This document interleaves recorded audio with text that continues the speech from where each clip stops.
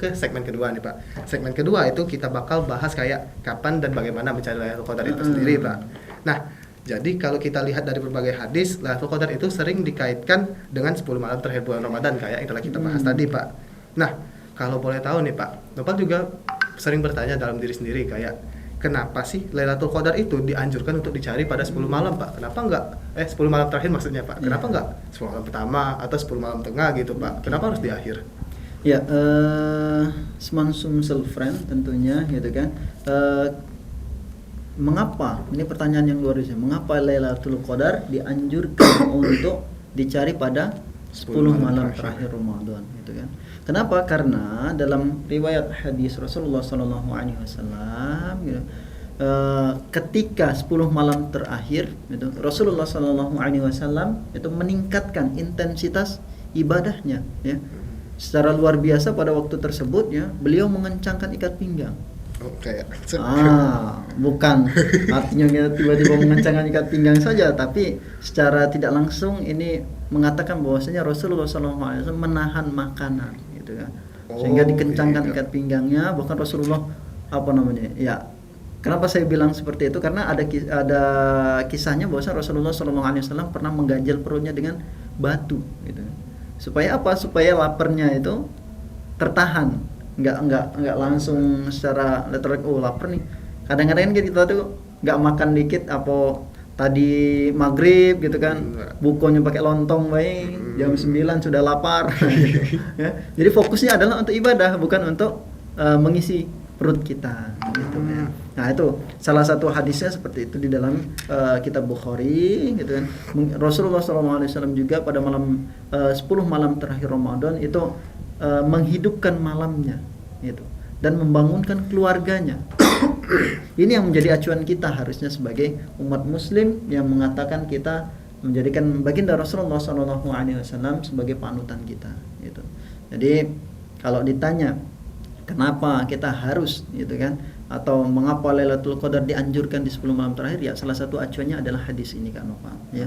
Hadis ini bahwasanya Rasulullah SAW sendiri ketika 10 malam terakhir mengencangkan ikat pinggangnya, kemudian menghidupkan malam-malamnya dan membangunkan keluarganya ya, untuk bersama-sama mencari ya. Kemudian ya i'tikaf tentunya, itu i'tikaf beribadah kepada Allah Subhanahu wa taala. Berarti secara nggak langsung nih Pak, kan nggak secara langsung disampaikan bahwa misalnya Lailatul Qadar itu adanya pada 10 malam terakhir ya kan. Nah, ini juga menjadi acuan kita bahwa misalnya kita nggak harus nih Pak, bukan nggak harus sih Pak, tapi hindarilah ibadah cuma di 10 hari terakhir nih Pak, tapi tetap juga ibadah di 20 malam sebelumnya lah Pak. Jangan coba ibadah di 10 malam terakhir. Ya, itulah kenapa kan Lailatul Qadar itu tidak ditetapkan. Kenapa? Makanya kita tadi sudah secara tidak langsung kita bahas gitu kan, kenapa tidak kita tetapkan pada malam ini loh gitu Lailatul Qadar gitu. Karena ya itu tadi kebiasaan manusia seperti itu.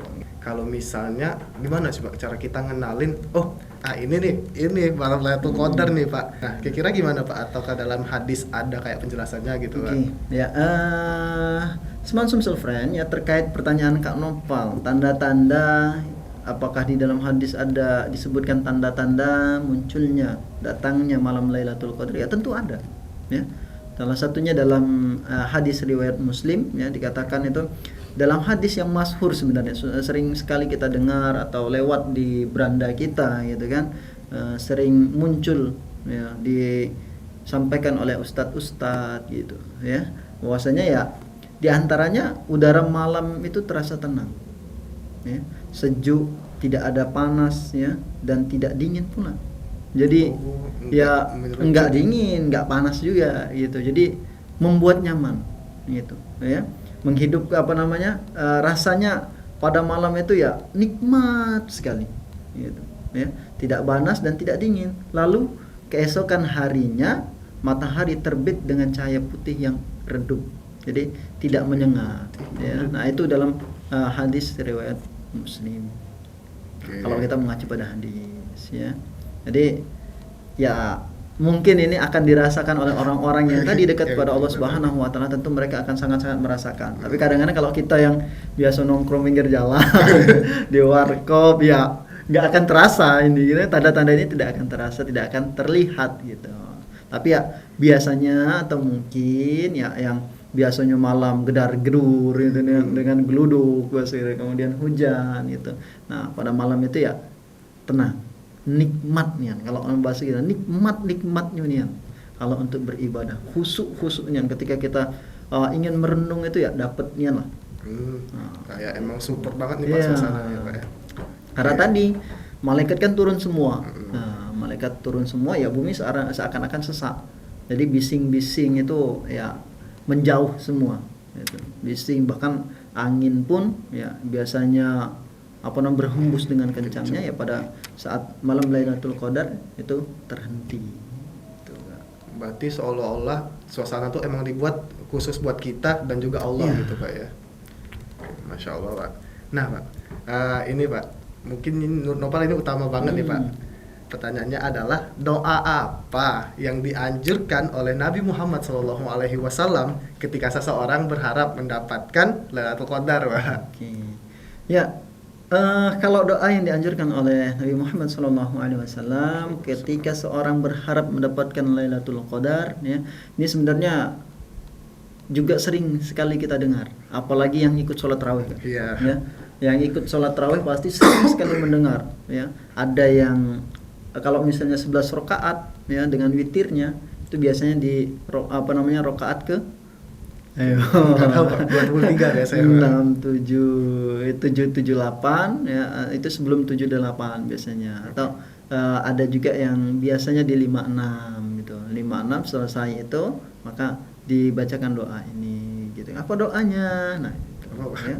Allahumma innaka afun karim. Nah, kalau dalam hadis tidak ada karimnya, tapi masyhurnya seperti itu. Allahumma innaka afun tuhibbul afwa fa'fu anni. Gitu ya. Apa artinya? Ya Allah, sesungguhnya Engkau ya, Maha Pengampun dan Engkau ya, menyukai ampunan, maka ampunilah aku. Nah, itu. Jadi itu yang dianjurkan oleh Rasulullah SAW ketika memasuki bulan Ramadan, khususnya ketika 10 malam terakhir. Iya, Pak. Oke, Pak. Nah, jadi jangan lupa banyak-banyak doa nih ya. Hafalkan habis ini. Kalau bisa ya setiap sholat baca doa ini. Oke, Pak. Aman Pak. Bisa lah Pak. Nah Pak, penjelasannya tadi udah lengkap lah Pak buat segmen ini menurut Pak. Selanjutnya itu di segmen ketiga, yang dimana topiknya adalah makna Lailatul Qadar bagi kehidupan nih Pak. Tadi kan kita sebut kayak dia tuh malam pengampunan, malam ibadah gitu Pak. Nah, selain itu tentunya malam Lailatul Qadar juga memiliki pesan spiritual yang sangat dalam bagi kehidupan kita Pak, entah sehari-hari ya ataupun secara sepenuhnya Pak, dari kita lahir sampai meninggal Pak. Nah, buat pertanyaannya sendiri ialah apa hikmah terbesar dari adanya malam Lailatul Qadar bagi umat Islam nih Pak? Ya, kalau ditanya hikmah terbesar gitu ya, adanya malam Lailatul Qadar bagi umat Islam, dan ini makna dari kehidupan enggak ya?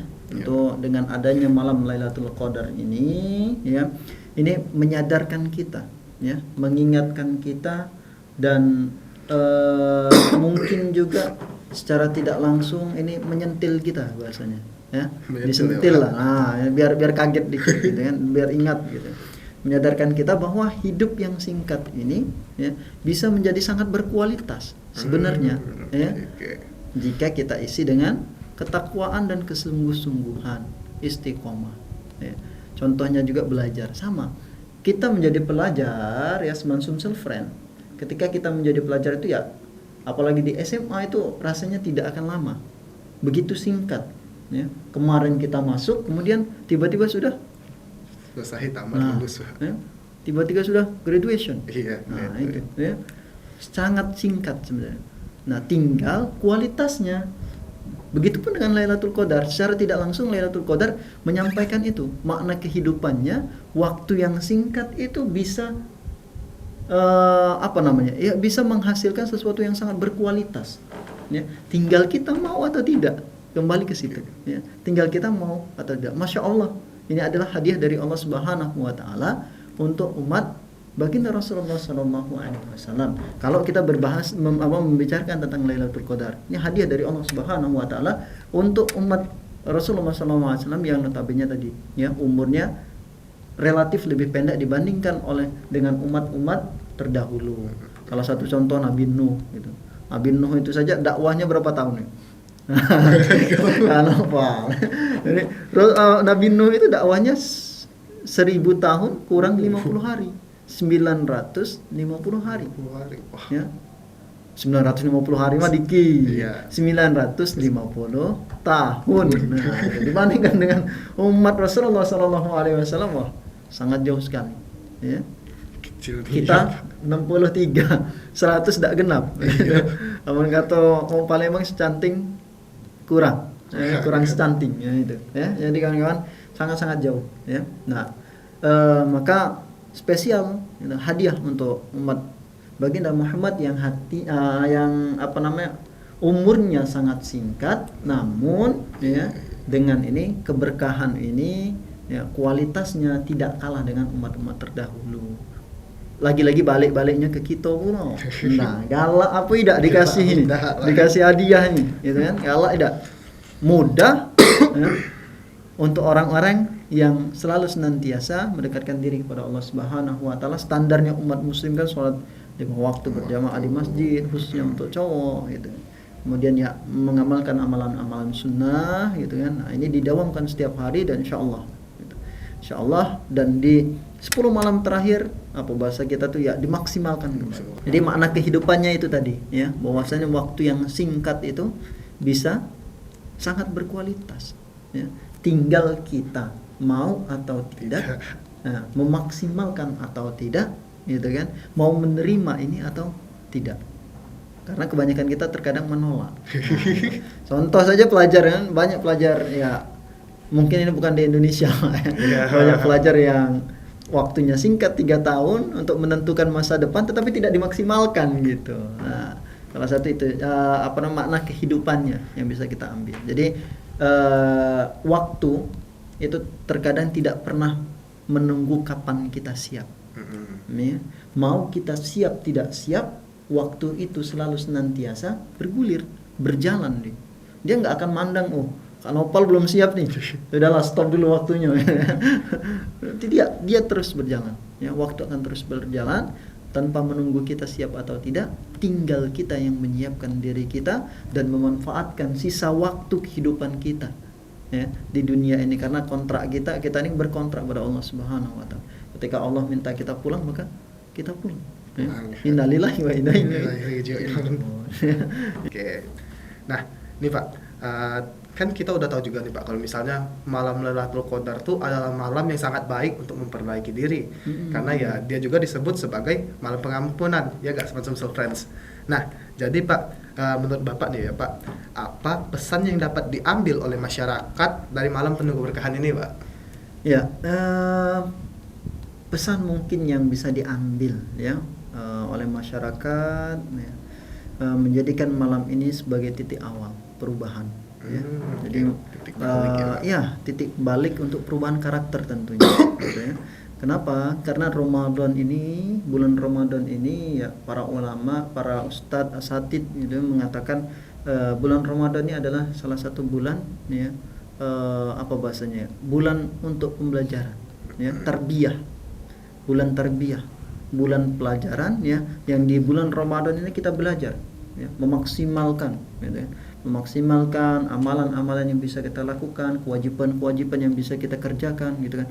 Harus dikerjakan kalau kewajiban, ya, tapi sunnah-sunnah yang mungkin bisa kita kerjakan, sholat rawatibnya, sholat duhanya, sholat tahajudnya, itu dimaksimalkan di bulan Ramadan, sehingga ketika keluar dari bulan Ramadan, ketika bulan Ramadan sudah meninggalkan kita, ya, kita akan tetap terus mendawamkan, ya, kita akan terus selalu senantiasa istiqomah, ya.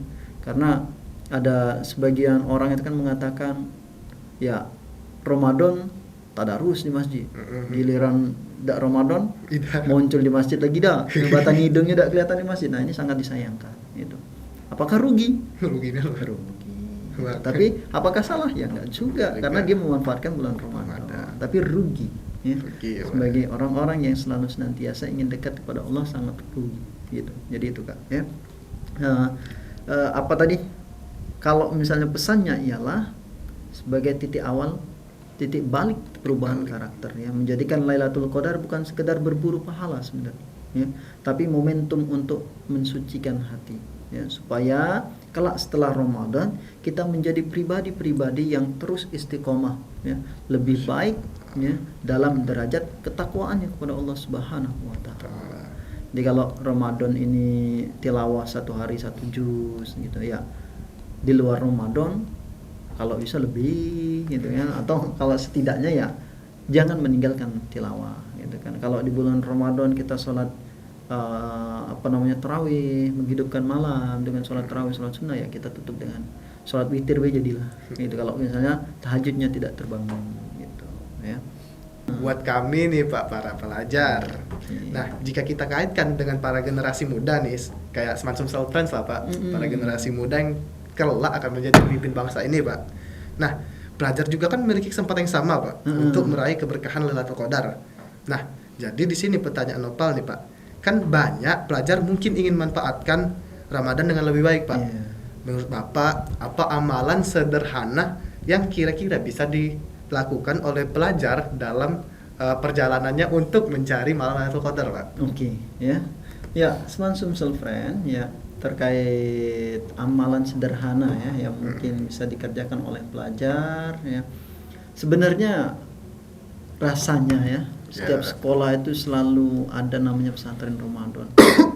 Ya, baik itu 1 hari, seminggu, dan itu difasilitasi oleh sekolah, dinas pendidikan juga gitu kan. Di setiap instansi rasanya ada yang namanya pesantren Ramadan. Ya. Ini adalah salah satu mengingatkan kita bahwasanya sekolah pun mensupport ya, untuk kita sebagai pelajar ya, untuk memaksimalkan ya. Dan ya benar katakan Kak Nopal tadi, bahwasanya ya pelajar juga punya peluang untuk mendapatkan sangat-sangat besar peluangnya ya, apalagi semacam self friends ya, apalagi anak-anak yang selalu senantiasa belajar ya, dan diniatkan karena Allah Subhanahu wa taala. Ini adalah salah satu jihad fisabilillah gitu kan. Salah satu menuntut ilmu itu kan salah satu ibadah pada Allah Subhanahu wa taala. Dan ini ya ya bisa kita katakan bahwasanya kita niatkan belajar kita gitu kan untuk selalu senantiasa mendekatkan diri kepada Allah, untuk menegakkan agama Allah dan untuk menyebarkan ya agama Allah. Nah itu Kak. Jadi amalan sederhananya ya itu ya, kita maksimalkan belajarnya kita karena Allah Subhanahu wa taala. Ada waktu luang. Nah, jangan lupa nih ya. Jangan lupa semacam self friend juga ya. Tidak cukup dibelajar saja bukan karena mengejar dunia ya, tetapi belajarnya orientasinya adalah akhirat ya.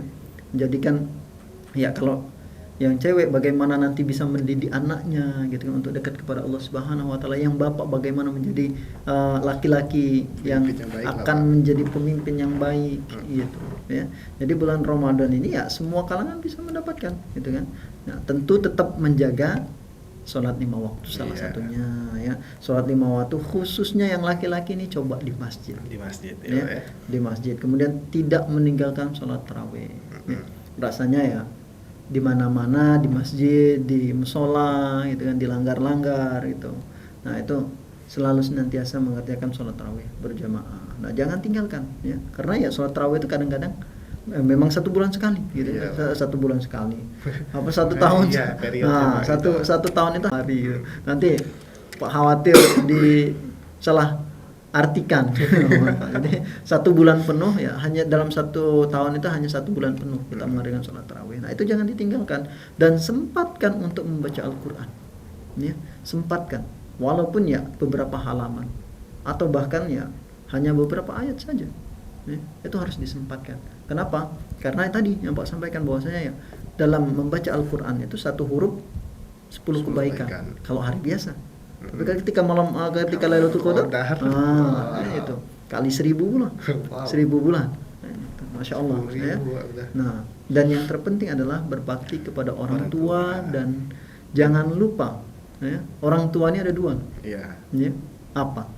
Orang tua ya secara umum lah Pak, bisa disebut orang tua kita, ya ibu, dan juga ya mereka yang hadir sebagai sosok pendidik di dalam hidup kita Pak. Ya. Nah, salah satunya itu kawan-kawan ya, jangan lupa untuk berbakti kepada orang tua ya, ibu, ayah gitu, dan guru-guru kita ya, yang dekat pada kita ya, yang selalu senantiasa mengingatkan kita kepada kebaikan ya. Berbakti kepada mereka ya, dan dengarkan apa yang menjadi nasihat dari mereka gitu. Dan yang terakhir ya, khusus ini untuk anak-anak muda ya, jauhi ya maksiat, khususnya dari handphone ya.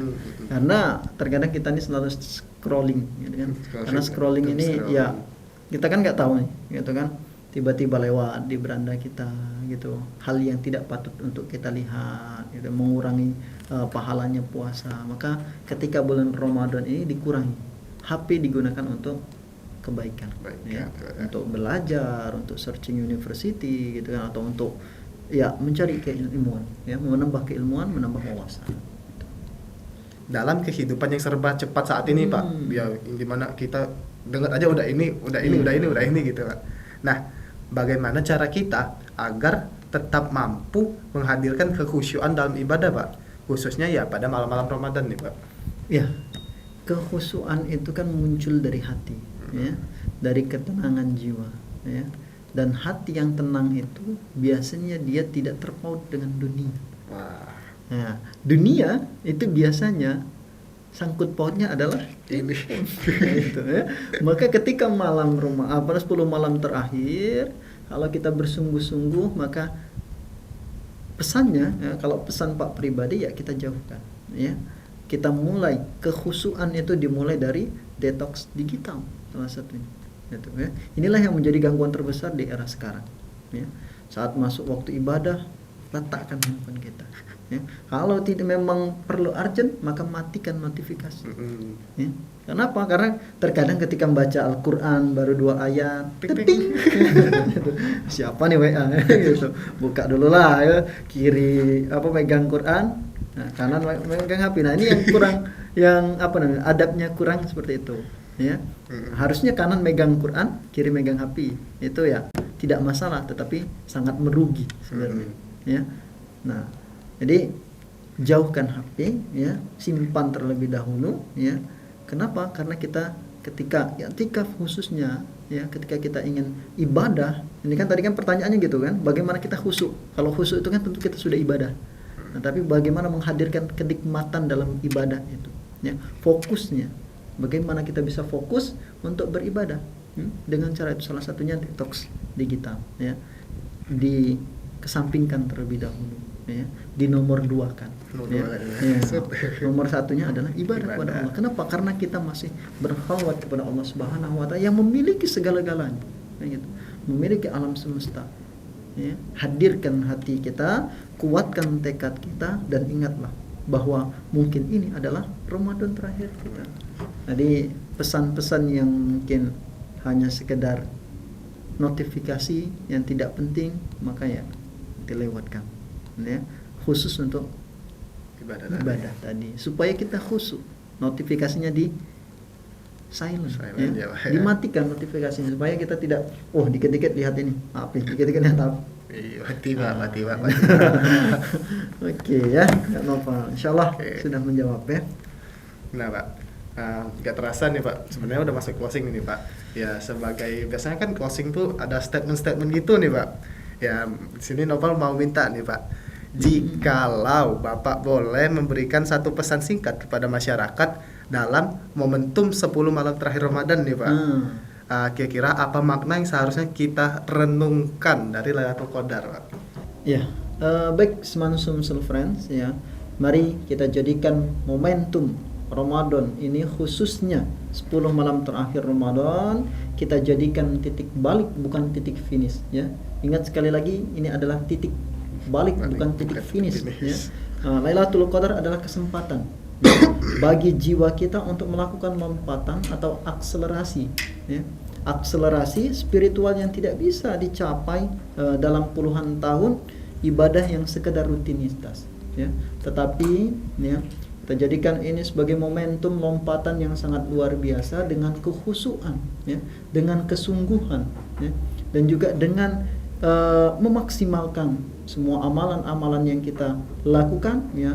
Kita berharap semoga Allah Subhanahu wa taala menjadikan kita sebagai orang-orang, ya, hamba-hambanya yang dirahmati oleh Allah dan juga diridhai oleh Allah Subhanahu wa taala, ya.